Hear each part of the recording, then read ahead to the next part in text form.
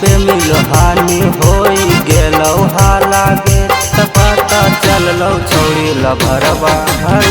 तो बाला गे पता चललो छौड़ी लभरवा हल तो बाला गे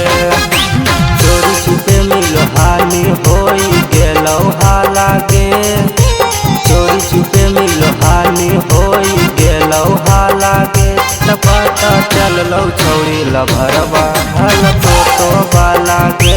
पता चललो छौड़ी लभरवा हल तो बाला गे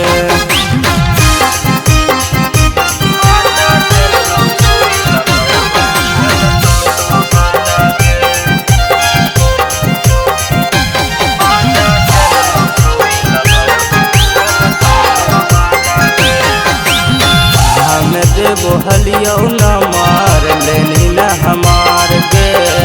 हल न घूमल को एक दिन होनी तो कर गे हम देवो हलियो न मार लेनी न हमार गे हल न घूमल को एक दिन होनी तो कर गे जान गेलो सब गाँवा में टोला टोला गे जान गेलो सब गाँवा में टोला टोला गे त पता चललो छौड़ी लभरवा हल तो बाला गे पता चललो छौड़ी लभरवा हल तो बाला गे